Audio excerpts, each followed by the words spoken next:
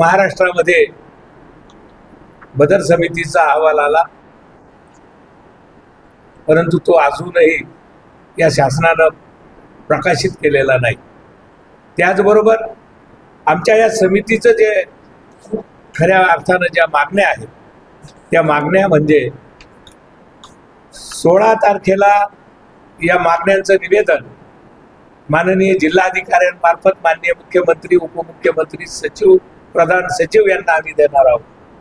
आणि हे सर्व देत असताना ज्याही काही बाबी आहेत शासकीय स्तरावरील, आणि हे वर्गीकरण जे शासनानं होऊ घातलेलं आहे, आमचं असं म्हणणं आहे, समितीचं असं म्हणणं आहे की हे तात्काळ रद्द झालं पाहिजे.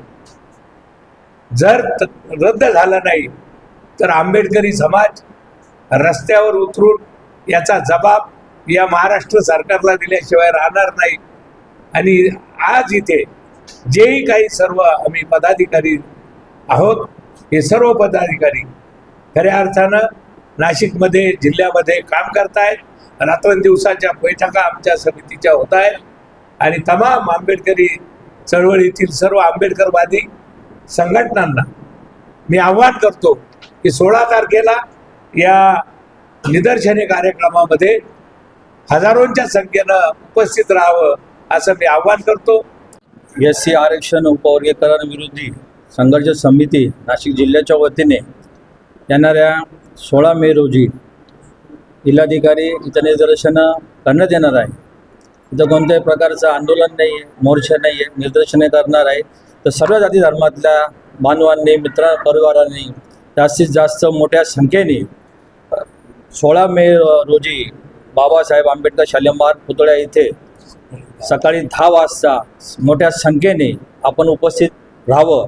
आता सर बोलले का मातंग समाज हा आमचा लहान भाऊच आहे, आम्ही त्यांना लहान भाऊच मानतो. आणि सोशल मीडियावर बाबासाहेबाविषयी काही अपशब्द बोलले जातात, हे आंबेडकरी समाज कधी बी सहन करणार नाही. हा उद्रेक महाराष्ट्रात नाही, या भारतात होईल. याच्यासाठी आम्ही जिल्हाधिकाऱ्यांना निवेदन तर देणारच आहे.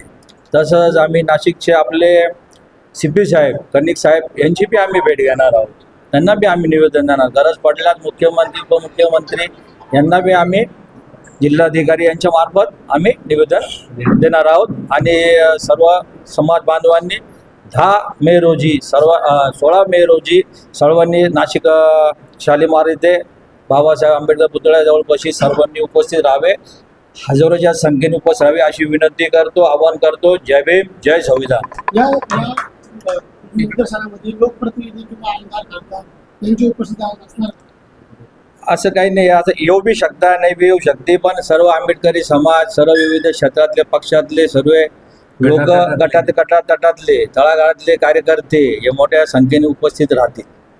आपण त्यांना काही निमंत्रण केलं आहे का? आपण त्यांना विनंती करतोय, आवाहन करतोय का तुम्ही सर्व इथं आले पाहिजे.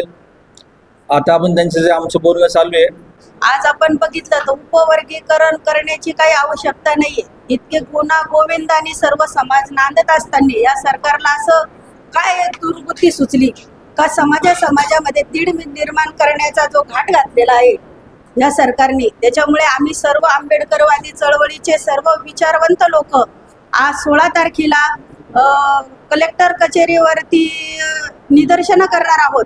आणि सर्वच समाजाच्या लोकांना आम्ही आवाहन करतो का हजारोच्या संख्येने आपण तिथे उपस्थित राहून या उपवर्गीय वर्ग समितीच्या बाजूने सर्वांनी उभं राहून हे जे उपवर्गीकरण जे चाललेलं आहे सर, ते कुठेतरी थांबलं पाहिजे. कारण आपण जर बघितलं तर उपवर्गीकरण करण्याची काहीच आवश्यकता नाहीये. समाजाला डॉक्टर बाबासाहेब आंबेडकरांनी सर्वांनाच आरक्षण देऊ आणि 13% आरक्षण असताना जर या मातंग समाजाला कुठेतरी काही समाजातले जे घटक आहेत त्यांच्या मातंग समाजाचे ते आज टोल करतायत, व्हॉट्सअपवरती, फेसबुकवरती डॉक्टर बाबासाहेब आंबेडकरांवर अपशब्द बोलतायत. तर त्यांना एकच आवाहन करेल का जर कधी डॉक्टर बाबासाहेब आंबेडकरांवरती जर काही तुम्ही बोलाल तर आम्ही आंबेडकरवादी रस्त्यावर उतरून तुम्हाला जसेच तसे उत्तर दिल्याशिवाय राहणार नाही. यांनी हे टोल करणं थांबवावं आणि या 16 तारखेला सर्व समाजांनी जिल्हाधिकारी कार्यालयावर निदर्शनाला यावं एवढंच बोलते. अमर सोळंके, B7 न्यूज, नाशिक.